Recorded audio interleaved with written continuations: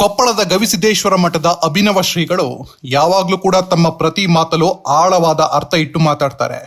ನಾವು ಏನು ಕೆಲಸ ಮಾಡಿದ್ರೆ ಸುಖ ಪುಣ್ಯ ಸಿಗುತ್ತೆ ಅಂತ ಜನರಿಗೆ ಅರ್ಥ ಮಾಡಿಕೊಳ್ಳುವ ರೀತಿ ಮನವರಿಕೆ ಮಾಡಿಕೊಟ್ರು. ಜೊತೆಗೆ ಹುಟ್ಟು ಸಾವಿನ ಬಗ್ಗೆ ಮಾತಾಡಿದ ಶ್ರೀಗಳು, ಹುಟ್ಟಿಗೆ ಸ್ವೀಟ್ ಹಂಚ್ತೀವಿ, ಆದ್ರೆ ಸಾವು ಬಂತಂದ್ರೆ ಭಯ ಪಡ್ತೀವಿ. ಆ ಭಯ ಯಾಕೆ ಬರುತ್ತೆ, ಅದಕ್ಕೆ ನಿಜವಾದ ಕಾರಣವೇನು ಅನ್ನೋದನ್ನು ಗವಿ ಮಠದ ಶ್ರೀಗಳು ತುಂಬಾ ಆಳವಾಗಿ ಯೋಚಿಸಿ ಜನರಿಗೆ ಕಿವಿ ಮಾತು ಹೇಳಿದ್ದಾರೆ. ಸುಖ ಎಲ್ಲಿಂದ ಬರ್ತೈತಿ ಅಂದ್ರೆ ಪುಣ್ಯದ ಕೆಲಸದಿಂದ ಅವ ದೊಡ್ಡವ ಆಗ್ತಾನ. ಆದ್ರೆ ನನಗೊಂದು ಸಮಸ್ಯೆ ಏನಾತಿವತ್ತಂದ್ರ, ಅವರು ಅಪ್ಪವ್ರು ಹೇಳಿದ್ರು ದಾನ ಮಾಡಿದ್ರೆ ಪುಣ್ಯ ಬರ್ತೈತಿ ಅಂತ. ಅದಕ್ಕೆ ಅವ್ರು ಏನು ಹೇಳಿ ಬಂದ್ರು ಅಂದ್ರೆ, ಕೊಪ್ಪಳ ಅಜ್ಜವರಿಗೆ ನಾವು ಸಮಯ ದಾನ ಮಾಡುತ್ತೇವೆ ಅಂತ ಹೇಳಿ ಕುಂತ್ರು ಅವರು. ಅಂದ್ರೆ ಸಮಯ ದಾನ ಮಾಡಿದವ್ರಿಗೆ ಪುಣ್ಯ ಬಂತು, ತೊಗೊಂಡವ್ರಿಗೆ ನಮಗೇನಾಕೈತೆ ಅಂತ ಚಿಂತೆ ನಮಗಷ್ಟೇ. ನಮ್ಮ ಕೃಷ್ಣಾನಂದಪ್ಪ ಅವ್ರು ಹೇಳಿದ್ರು, ದಾನ ಮಾಡಬೇಕು, ಪುಣ್ಯ ಬರ್ತದೆ. ಎಷ್ಟು ಜನ ಭೂಮಿಯ ಮೇಲೆ ದಾನ ಎಷ್ಟು ದೊಡ್ಡ ಕೆಲಸ ಅಂದ್ರೆ, ಈಗ ನೀವು ಎಲ್ಲೆಲ್ಲೋ ಖರ್ಚು ಮಾಡ್ತೀವಿ ನಾವು. ಈಗ ನೀವು ನೋಡಿ, ಒಂದು ಪತ್ರ ಇರ್ತದೆ, ಪತ್ರ ದಂಡ ಕಟ್ತೀವಿ, ಅದ್ರ ದಾನ ಮಾಡಕ್ಕೆ ಹಿಂದೆ ಮುಂದೆ ಮಾಡ್ತೀವಿ. ನೀವೊಂದು ಪತ್ರ ಬರೀತೀರಿ, ಪತ್ರ ಬರೆದು ನಿಮ್ಮ ಊರ ಮುಂದೆ ಒಂದು ಪೋಸ್ಟ್ ಬಾಕ್ಸ್ ಇರ್ತೈತಿ, ಇನ್ನೊಂದು ವೇಸ್ಟ್ ಬಾಕ್ಸು ಇರ್ತೈತಿ. ವೇಸ್ಟ್ ಬಾಕ್ಸ್ ಅಂದ್ರೆ ಡಸ್ಟ್ಬಿನ್ ಇರ್ತೈತಿ. ನೀವು ಬರೆದ ಪತ್ರ ವೇಸ್ಟ್ ಬಾಕ್ಸಿಗೆ ಹಾಕಿದ್ರೆ ಮುಟ್ಟತೈತೋ, ಪೋಸ್ಟ್ ಬಾಕ್ಸಿಗೆ ಹಾಕಿದ್ರೆ ಮುಟ್ಟತೈತೋ? ವೇಸ್ಟ್ ಬಾಕ್ಸಿಗೆ ಹಾಕಿದ್ರೆ ಮುಟ್ಟೋದಿಲ್ಲ, ಪೋಸ್ಟ್ ಬಾಕ್ಸಿಗೆ ಹಾಕಿದ್ರೆ ಮುಟ್ಟತೈತದು. ಹಂಗೆ ನಿಮ್ಮಲ್ಲಿರುವ ಸಂಪತ್ತು ದಂಡ ಕೊಟ್ರ ಅದು ವೇಸ್ಟ್ ಬಾಕ್ಸಿಗೆ ಕೊಟ್ಟಂಗೆ ಹಾಕದಂಗ ನೀವು ಬರೆದ ಪತ್ರ. ಮತ್ತು ದಾಸೋಹದಂಥ ಕೆಲಸಕ್ಕೆ ಕೊಟ್ರಿ ಅಂದ್ರೆ ನೀವು ಬರೆದ ಪತ್ರ ಅದು ಪೋಸ್ಟ್ ಬಾಕ್ಸಿಗೆ ಹಾಕದಂಗೆ ಹೋಗಿ ಭಗವಂತನಿಗೆ ಮುಟ್ಟತೈತೆ. ಪುಣ್ಯದ ಕೆಲಸ ಮಾಡಬೇಕು, ಆದರೂ ಮನಸ್ಸಾಗೋದಿಲ್ಲ ಒಮ್ಮೆ. ಏನಾಗ್ತದೆ, ನಮ್ಮ ಪುಣ್ಯದ ಕೆಲಸ ಹೆಂಗಿರ್ತಾವಂದ್ರ ಭಾಳ ಇನ್ಸ್ಟಿಂಕ್ಟ್ ಇರ್ತಾವ. ಅಂದ್ರೆ ಸಟ್ನ ದೊರಿಬೇಕು ನಮಗೆ, ಭಾಳ ಲೇಟ್ ಆದ್ರೆ ನಡೆಯೋದಿಲ್ಲ ನಮಗೆ.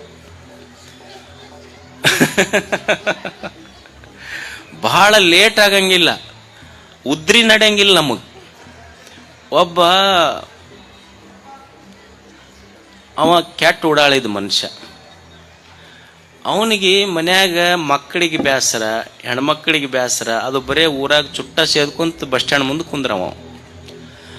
ಅದಕ್ಕೆ ಮನ್ಯಾಗ ಇದನ್ನ ನೋಡಿ ಯಾರೂ ರೊಕ್ಕ ಕೊಡಲಿಲ್ಲ. ಅದಕ್ಕೆ ಅಲ್ಲಿ ಇಲ್ಲಿ ಏನಾರ ಮಾಡ್ತಿದ್ದ, ಅವ್ರ ಕಿಶಾದಂದು ಇವ್ರ ಕಿಶಾದಂದು ಮನ್ಯಾಗ ಹೆಣ್ಮಕ್ಳು ಅಡಕಲ್ ಗಡಿಗೆ ಅಂದು ಏನಾರ ಮಾಡಿ ತಕೊಂಬರ್ತಿದ್ದ. ಒಂದು ದಿವ್ಸ ಎಲ್ಲಿ ಸಿಗಲಿಲ್ಲ, ಬಂದು ಬಸ್ ಸ್ಟ್ಯಾಂಡ್ ಮುಂದೆ ಕುಂತಿದ್ನಲ್ಲ, ಅದು ಮಾರುತಿ ಗುಡಿ ಇತ್ತಲ್ಲಿ, ಜನ ಭಾಳ ಮಂದಿ ಹೋಗ್ತಿದ್ರು. ಒಂದು ದಿವ್ಸ ಅವನಿಗೆ ಯಾರು ರೊಕ್ಕ ಕೊಡಲಿಲ್ಲ, ರೊಕ್ಕ ಸಿಗಲಿಲ್ಲ. ಏನು ಮಾಡ್ಬೇಕು, ಚುಟ್ಟ ಸೇದಕ್ಕಂತೂ ರೊಕ್ಕ ಬೇಕು ಅವನಿಗೆ. ಎಲ್ಲರೂ ಮಾರುತಿ ಗುಡಿಗೆ ಹೋಗ್ತಿದ್ರಲ್ಲ, ಇವ ಅಂದ, ನೋಡ ನಾನಂತೂ ಒಮ್ಮೆ ಗುಡಿಗೆ ಹೋಗಿಲ್ಲ, ಎಷ್ಟು ಮಂದಿ ಹೋಗ್ತಾರಲ್ಲ, ಏನಾರ ಶಕ್ತಿ ಇದ್ರೆ ಪರೀಕ್ಷೆ ಮಾಡಿಬಿಡೋಣ ಇವತ್ತು. ಹೋಗಿ ಮಾರುತಿಗೆ ನಮಸ್ಕಾರ ಮಾಡಿ ನೋಡಿ, ಇಷ್ಟು ಜನ ದಿವಸ ನಿನ್ನ ಗುಡಿಗೆ ಬರ್ತಾರೆ.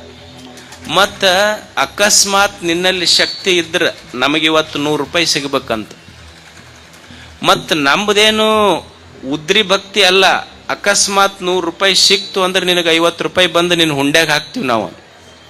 ಇಷ್ಟು ಹೇಳಿ ಬೇಡ್ಕೊಂಡು ಹಿಂಗೆ ಒಂದು 20-30 ಹೆಜ್ಜೆ ಬಂದಿದ್ದಿಲ್ಲ, ಒಂದು ನೋಟ್ ಬಿದ್ದಿತ್ತು. ಅವ ಅಂದ, ಅದಕ್ಕೆ ಇಷ್ಟು ಮಂದಿ ಬರ್ತಾರೆ ನಿನ್ನ ಗುಡಿಗೆ ಅಂದವ. ಹಿಂಗೆ ನೋಡ್ದ, ಬಾಗಿ ತಕ್ಕೊಂಡು ನೋಡ್ತಾನ 50 ರೂಪಾಯಿ ನೋಟ್. ಅವಾಗ ಅವ ಅಂದ, ಭಾಳ ಶಾಣೆ ಅದಿ ನೀನು, ನನಗೆ ಫಲ ಕೊಡೋದು ಕೊಟ್ಟು ಮತ್ತೆ ನಿಂದ 50 ರೂಪಾಯಿ ಮುರ್ಕೊಂಡ ಕೊಟ್ಟಿ ನೀನಂದವ ದೇವ್ರಿಗೆ. ನಮ್ಮ ಭಕ್ತಿಗೂ ನಮ್ಮ ಪುಣ್ಯದ ಕೆಲಸಕ್ಕೂ, ದೊಡ್ಡವರು ಮಾಡಿದ ದೊಡ್ಡ ಕೆಲಸಕ್ಕೂ ಪುಣ್ಯದ ಕೆಲಸಕ್ಕೂ ಭಾಳ ವ್ಯತ್ಯಾಸ ಐತಿ. ಚನ್ನವೀರ ಶರಣರು ಇವತ್ತಿಷ್ಟು ದೊಡ್ಡವರಾದರು, ಅವರನ್ನು ಲಕ್ಷ ಜನ ಅವ್ರು ಮಾತಾಡಲಿಲ್ಲ, ಆದರೂ ಅವ್ರ ದರ್ಶನಕ್ಕೆ, ಅವ್ರ ಗದ್ದಿಗೆ ದರ್ಶನಕ್ಕೆ, ಅವ್ರ ಜಾತ್ರೆಗೆ ಬರ್ತಾರಲ್ಲ, ಅವ್ರು ಸುಮ್ಮನೆ ಆದ್ರೇನು.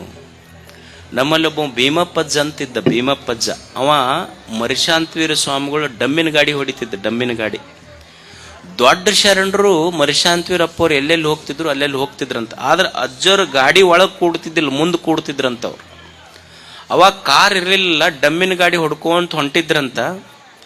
ಒಂದು ಎತ್ತಿಗೆ ಏನೋ ಕಾಲು ನೋವು ಬಂದು ಭಾಳ ಕುಂಟಕತ್ತದು, ಅದು ಏನು ಬಳಗ ಹಾಕೊಂತಾರಲ್ಲ ಹಂಗೆ ಹಾಕೊಂಡು ಒಂದು ಎತ್ತು ಜಾರ್ಕೊಂತಂತ. ಚನ್ವೀರ ಶರಣರು ಜಿಗುದು ಒಂದು ಕಡೆ ಎತ್ತ, ಇನ್ನೊಂದು ಕಡೆ ತಮ್ಮ ಹೆಗಲು ಕೊಟ್ಟು ಮರಿಶಾಂತವೀರ ಸ್ವಾಮಿಗಳು ಡಮ್ಮಿನ ಗಾಡಿ ಎತ್ತದ್ರಂತ. ಅಜ್ಜರಿಗೆ ಗೊತ್ತಾಗಿದ್ದಿಲ್ಲಂತ. ಇಡೀ 4-5 ಕಿಲೋಮೀಟರ್ ಡಮ್ಮಿನ ಗಾಡಿ ಕೊಳ್ಳ ಕೊಟ್ಟು ಹೆಗಲು ಕೊಟ್ಟು ಎಳ್ಕೊಂಡು ಹೋದ್ರು ಗುರುಗಳಿಗೆ ಗೊತ್ತಾಗ್ಲಾರ್ದಂಗೆ ಸೇವಾ ಮಾಡಿದ್ರು.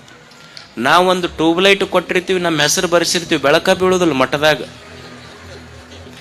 ಒಂದು ಫ್ಯಾನ್ಗೇನು ಕೊಟ್ಟಿದ್ವಿ ಅಂದ್ರೆ ಅಕಸ್ಮಾತ್ ಬ್ಯಾಸಿಗೆ ದಿವಸಕ್ಕೆ ಸ್ವಾಮಿಗಳು ಫ್ಯಾನ್ ಹಚ್ಕೊಂಡು ಮಕ್ಕೊಂಡಿದ್ರ ಬೀಗರಿ ಕರ್ಕೊಂಡ್ ಬಂದ್ರಂದ್ರೆ ಆರಿಸ್ರಿ ಅದನ್ನ ಅಪ್ಪಗಳಂತ. ಯಾಕ? ಇಲ್ಲ ನಮ್ಮ ಹೆಸರು ಕಾಣುವಲ್ದು, ನೀವು ಆಫ್ ಮಾಡಿದ್ರೆ ತೋರಿಸಿ ಹೋಗ್ತೀವಿ ಆಮೇಲೆ ಹಚ್ಕೊಳ್ಳು ಅಂತ ಅನ್ನೋ ಭಕ್ತರು ನಾವು. ಚನ್ವೀರ ಶರಣರು ಅದಕ್ಕೆ ದೊಡ್ಡವರಾದರು. ಅವರು ಸೇವಾ ದೊಡ್ಡದು ಮಾಡಿತು, ಅವ್ರ ಕರ್ಮ ದೊಡ್ಡದು ಮಾಡಿತು. ಅದಕ್ಕೆ ಮನುಷ್ಯ ದೊಡ್ಡವ ಆಗಬೇಕಾದ್ರೆ ದೊಡ್ಡ ಕೆಲಸ ಮಾಡೋದು, ಚಲೋ ದೊಡ್ಡ ವಿಚಾರ ಮಾಡೋದು, ದೊಡ್ಡ ಕೆಲಸ ಮಾಡೋದ್ರಿಂದ ಮನುಷ್ಯ ದೊಡ್ಡವನಾಗ್ತಾನಷ್ಟೆ.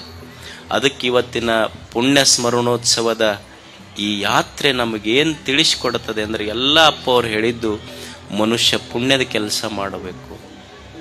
ಪುಣ್ಯ ಸುಖ ಕೊಡ್ತೈತಿ, ಪುಣ್ಯದ ಕೆಲಸ ಮಾಡಬೇಕು. ಈಗ ನೋಡಿ, ಮನುಷ್ಯನಿಗೆ ಸಾವು ಬರ್ತದೆ. ಸಾವಿಗೆ ಯಾಕೆ ಭಯ ಪಡ್ತಾನೆ ಮನುಷ್ಯ ಹೇಳಿ? ಸಾವಂದ್ರೆ ಮನುಷ್ಯ ಅತ್ಯಂತವಾಗಿ ಭಯಭೀತನಾಗುವುದು ಸಾವಿಗೆ. ಸಾವಂದ್ರೆ ಯಾಕೆ ಭಯ ಪಡ್ತಾನೆ ಮನುಷ್ಯ ಹೇಳಿ? ಈಗ ನೋಡಿ, ಮನುಷ್ಯನ ಸಾವು ಎಂದೋ ಒಂದು ದಿವಸ ಇಲ್ಲ. ನಾವು ಎಂದು ಹುಟ್ಟಿವಿ, ಹುಟ್ಟಿದ ಕ್ಷಣಕ್ಕೆ ನಮ್ಮ ಸಾವು ಪ್ರಾರಂಭ ಆಗೈತಿ. ಡೇಟ್ ಆಫ್ ಬರ್ತ್ಕಿನ್ನ ಡೇಟ್ ಆಫ್ ಡೆತ್ ಮೊದಲ ಬರೆದ ಕಳಿಸ್ಯಾನ ದೇವ್ರು, ನಾವೆಂದು ಸಾಯಬೇಕು ಅನ್ನೋದನ್ನು. ಜೀವನ ಅಂತ ನಾವು ಯಾವುದು ಕರಿತೀವಲ್ಲ, ಅದೊಂದು ಸ್ಲೋ ಡೆತ್. ದಿವಸ ಸಾವಿನ ಕಡೆ ಮುಖ ಮಾಡಕತ್ತಾನ ಮನುಷ್ಯ. ಹುಟ್ಟು ಅಂದ್ರೆ ಸಂತೋಷ ಪಡ್ತೀವಿ, ಸಾವು ಅಂದ್ರೆ ಭಯ ಪಡ್ತಾನ ಮನುಷ್ಯ. ಯಾಕೆ ಭಯ ಪಡ್ತಾನ? ಸಾವಿಗೆ ಯಾಕೆ ಹೆದರ್ತಾನ ಮನುಷ್ಯ? ಈಗ ಯಾರೋ ಒಬ್ಬರು ಹುಟ್ಟಿದ ಸುದ್ದಿ ತಗೊಂಡು ಬಂದ್ರು ಅಂದ್ರೆ ಪೇಡ ಕೊಟ್ಟು ಮೂವ್ ಮಿಟಾಕರು ಅಂತೀವಿ ನಾವು, ಹೌದಲ್ಲ? ಬಾಯಾಗ ಸಕ್ರೆ ಹಾಕ್ರಿ ಅಂತೀವಿ. ಯಾರೋ ಒಬ್ರು ಸತ್ತು ಸುದ್ದಿ ತಗೊಂಡ್ಬಂದ್ರೆ ಮೂವ್ ಮಿಟಾಕರು ಒಂದು ಸಕ್ರೆ ಹಾಕ್ತೀವೇನು ಬಾಯಾಗ? ಇಲ್ಲ. ಮನುಷ್ಯನಿಗೆ ಸಾವು ಯಾಕೆ ಭಯ ಪಡಿಸ್ತೈತಿ ಅಂದ್ರೆ, ಮನುಷ್ಯ ನಾವೇನು ತಿಳ್ಕೊಂಡಿವಿ, ನಮ್ಮಪ್ಪ ತೀರ್ಕೊಂಡಲ್ರಿ ಭಯ ಆಗ್ತೈತಿ, ನನ್ನ ಮಗ ತೀರ್ಕೊಂಡಿದ್ದಕ್ಕೆ ಭಯ ಆಗ್ತೈತ್ರಿ. ಅಲ್ಲ, ಮಗ ಸತ್ತಿದ್ದಕ್ಕೆ ದುಃಖ ಆಗ್ತಿದ್ರ, ಓಣಿಯೊಳಗೆ ಎಷ್ಟು ಮಕ್ಕಳು ಸತ್ತಿದ್ವಲ್ಲ ಅವಾಗ ಯಾಕೆ ದುಃಖ ಆಗ್ಲಿಲ್ಲ ಮನುಷ್ಯನಿಗೆ? ತಂದೆ ತೀರ್ಕೊಂಡಿದ್ದಕ್ಕೆ ದುಃಖ ಆಗ್ತಿದ್ರ, ಭಯ ಆಗ್ತಿದ್ರ, ಎಷ್ಟು ಜನರು ತಂದೆ ತಾಯಿ ತೀರ್ಕೊಂಡ್ರಲ್ಲ ಅವಾಗ ಯಾಕೆ ಆಗಿಲ್ಲ? ಮನುಷ್ಯನಿಗೆ ಸಾವು ಯಾಕೆ ಭಯ ದುಃಖ ತರ್ತೈತಿ ಅಂದ್ರೆ, ತಂದೆ ತೀರ್ಕೊಂಡಿದ್ದಕ್ಕಲ್ಲ, ಮಗ ತೀರ್ಕೊಂಡಿದ್ದಕ್ಕಲ್ಲ, ನನ್ನ ತಂದೆ ತೀರ್ಕೊಂತಾನ, ನನ್ನ ಮಗ ನಂದು ಅನ್ನೋದು ಸಾಯ್ತೈತಲ್ಲ, ಅದಕ್ಕೂ ದುಃಖ ಆಗ್ತೈತಿ ಮನುಷ್ಯನಿಗೆ. ನಂದು ಅನ್ನೋದು ಸಾಯ್ತೈತಲ್ಲ. ಸಾವಿಗೆ ಯಾಕೆ ಭಯ ಪಡ್ತಾನಂದ್ರೆ, ಸಾವು ನಂದು ಅನ್ನೋದೇನೈತಿ ಎಲ್ಲವನ್ನು ಕಸ್ಕೊಂಡು ಹೋಗ್ತೈತಿ. ನಂದು ತಾಯಿ, ನಂದು ಮಗ, ನಂದು ಗಂಡ, ನಂದು ಹೆಂಡತಿ, ನಂದು ಹೊಲ, ನಂದು ಮನಿ, ನಂದು ಸಂಪತ್ತು, ನಂದು ಅಧಿಕಾರ. ಸಾವಿಗೆ ಯಾಕೆ ಭಯ ಪಡ್ತಾನ ಮನುಷ್ಯ ಅಂದ್ರ, ಸಾವು ನಾನು ಯಾವುದನ್ನು ನಂದು ಅಂತ ನಾನು ಅನ್ಕೊಂಡಿನಲ್ಲ, ನಂದು ಅನ್ನೋದನ್ನೆಲ್ಲವನ್ನು ಕಸ್ಕೊಂಡು ಹೋಗ್ತೈತಿ ಸಾವು. ಆದ್ರೆ ಒಂದು ಕಸ್ಕೊಳ್ಳಿಕ್ಕೆ ಸಾಧ್ಯ ಇಲ್ಲ. ಯಾವುದು ಸಾವಿನಿಂದ ಕಸ್ಕೊಳ್ಳಿಕ್ಕೆ ಸಾಧ್ಯ ಇಲ್ಲ ಅಂದ್ರೆ, ನೀನು ಮಾಡಿದ ಪುಣ್ಯ ಏನಿದೆ, ಪುಣ್ಯ ಮಾತ್ರ ಸಾವಿನಿಂದ ಕಸ್ಕೊಳ್ಳಿಕ್ಕೆ ಸಾಧ್ಯ ಇಲ್ಲ. ಅದಕ್ಕಾಗಿ ಪುಣ್ಯ ಮಾಡು, ಪುಣ್ಯ ಮಾಡಿದವರು ಸ್ಮರಣೆ ಮಾಡು ಅಂತ ಹೇಳಿದ್ದವರು. ಅದಕ್ಕೆ ಅಂಥ ಮಹಾತ್ಮರ ಪುಣ್ಯ ಸ್ಮರಣೋತ್ಸವ. ಆ ಪುಣ್ಯ ಸ್ಮರಣೋತ್ಸವದ ನೆನಪಿಗಾಗಿ ಪೂಜ್ಯ ಶಿವಶಾಂತವೀರ ಶರಣರ ಮಾರ್ಗದರ್ಶನದಲ್ಲಿ ಇಲ್ಲೆಷ್ಟೆಲ್ಲ ಸಮಾಜ ಸೇವಾ ಕೆಲಸಗಳು ನಡೀತಾ ಇದ್ದಾವೆ. ಈ ಪುಣ್ಯದ ಕೆಲಸಗಳು ಸದಾ ನಡೀಲಿ ಅಂತ ಹಾರೈಸಿ ತಮಗೆಲ್ಲ ವಂದಿಸಿ ನಮ್ಮ ಮಾತುಗಳನ್ನು